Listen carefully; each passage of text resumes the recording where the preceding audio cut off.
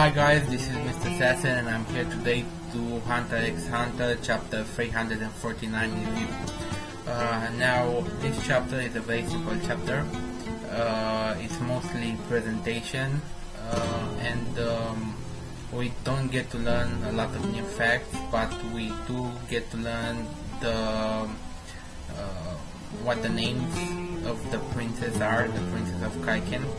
And last time I believed that there were only 7 princes, but it seems that there are 10 princes, 10 or 11, let me check right fast. There are 13 princes, and of course among the princes there are also princesses, but because the king has said that he doesn't care if his heir is a boy or a girl, they refer to all of them as princes. Even if it's a girl, they still call her a prince. So because she is a heir to the throne.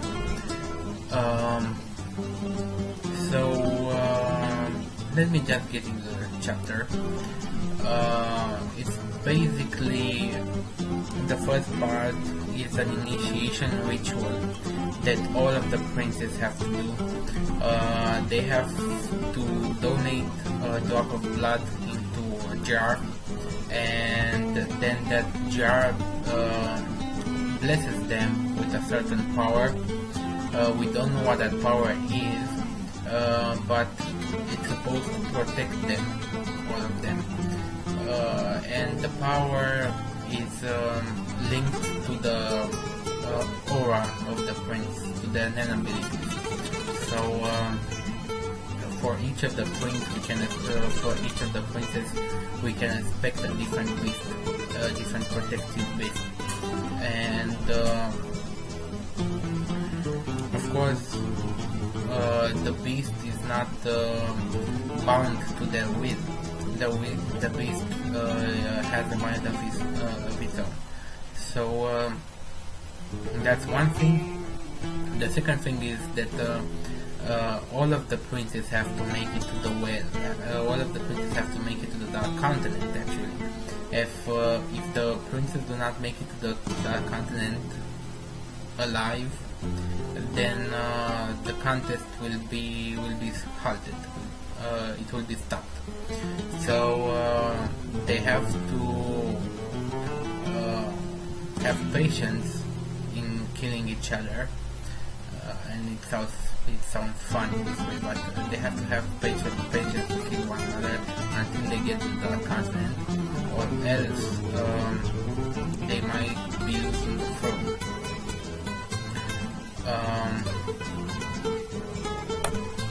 We also learned that their father's name is King Nasube, and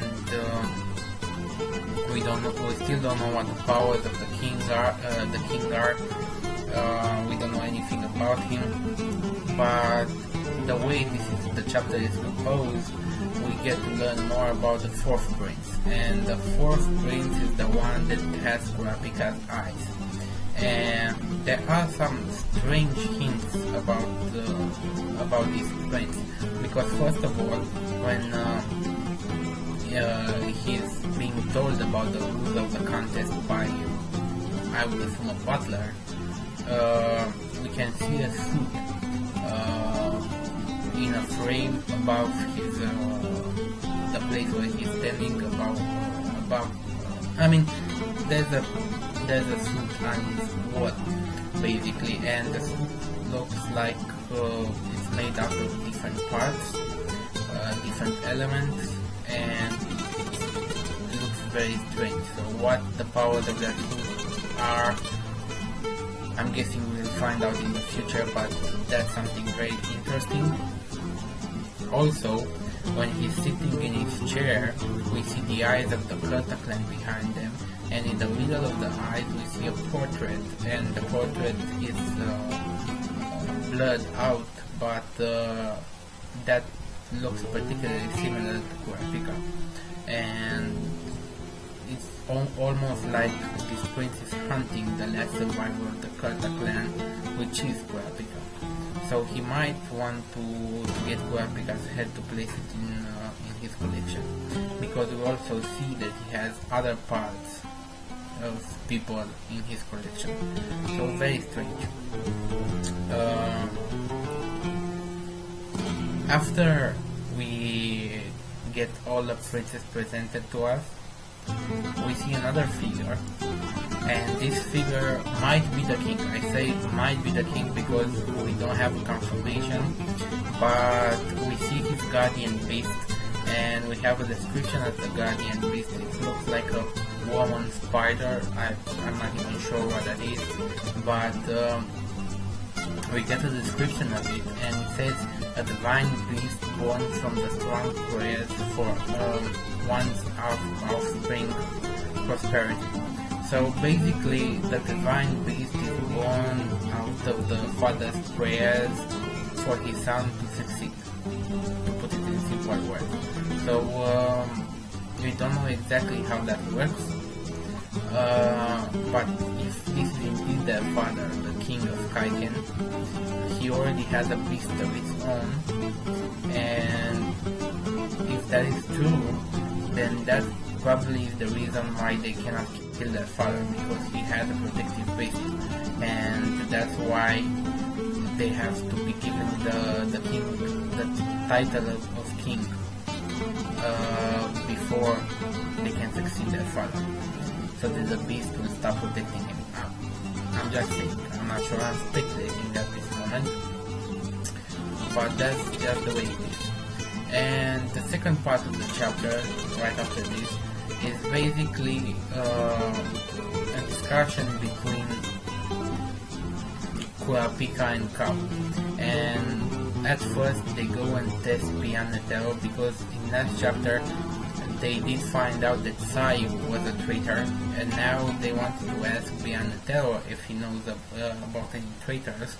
And Kao was asking him this, and Kurapika was testing if he was lying or not. And Beyond the Terror doesn't know anything about a traitor, and Kurapika agrees with this. He's white, meaning he is telling the truth. So then they deduce that the one that has ties with the monkey zodiac is actually a Periston, and he has placed Sayu inside the 12 zodiacs. And Beyond the Terror hasn't got anything to do with this. From what we can see at this point, Beyond the Terror doesn't want anything else than to get the dark content. He's not interested in how he gets the dark content, he's not interested with who he gets the dark content, he just doesn't care. As long as he gets there, that's fine with him. And he doesn't have any alternative plans aside from Periston, of course, which is under his command, and Periston does all the dirty games behind Beyond the Terror. Now, we do learn the powers of Sayu. Apparently he can manifest 3 monkeys. See no evil, hear no evil, speak no evil. That's their name. In Japanese, of course, not in English.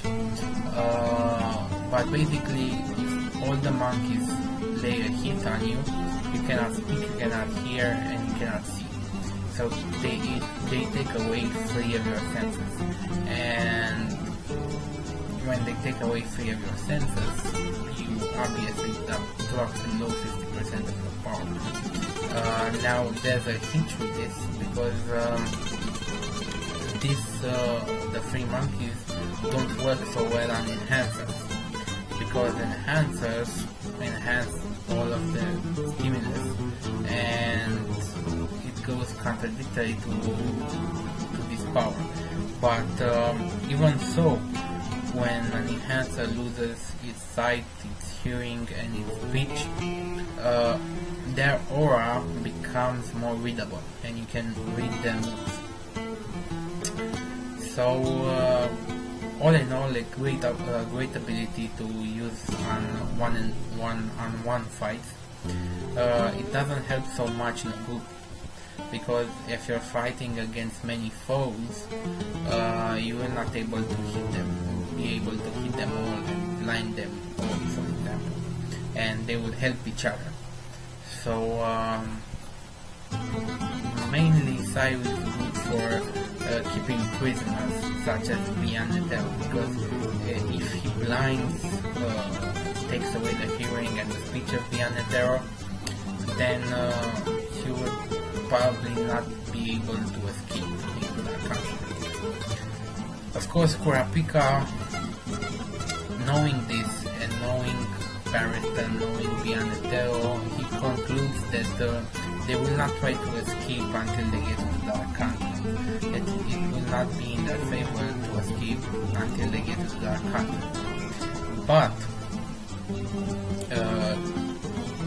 they must capture Sayu before they get to the new continent. The new continent is right before they cross the sea to the Dark Continent. There's a little map on page 18, and you can see this new continent. I mean, they call it a continent, but it's actually an island.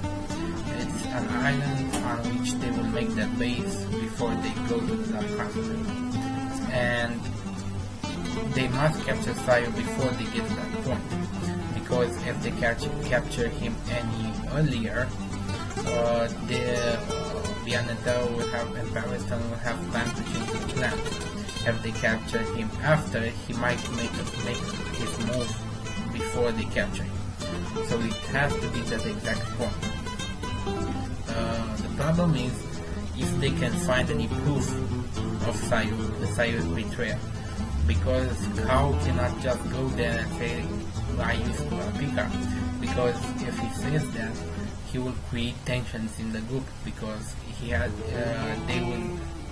would deduce that he used Kurapika on all of them, not just Sayu, and that he scanned all of them, and that will create tensions in the group, and they will not work properly. So they must find some evidence before they capture him, and we're going to see how that goes.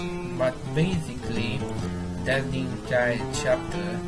Let me just see if I forget anything. Oh yeah, the last part. Apparently, the princes are hiring bodyguards for the journey, and all of the hunters that were being thrown out of the hunter exam are now being hired as bodyguards, because during the hunter exam, Kurapika scanned all of them, and the ones that Kurapika said that they were traitors, they were expelled out of the exam, but now they are being hired as bodyguards. So the situation keeps getting messier and messier, and we have to see how they fix everything. My opinion, they won't be able to. They will just go into what they have and go as a compact group in the Dark Continent. They will not rely on any of the princes once they get there, and they should, because they don't know right now, but we do, the readers do, that the princes are fucked up. So they shouldn't rely on it. And that's basically the entire chapter. We did find a couple of things here and there, but not anything much. It's still hyping the Dark Continent, still hyping the journey, and yeah, that's basically it. So rate, comment, subscribe, and I'll see you guys next time. Have a nice day.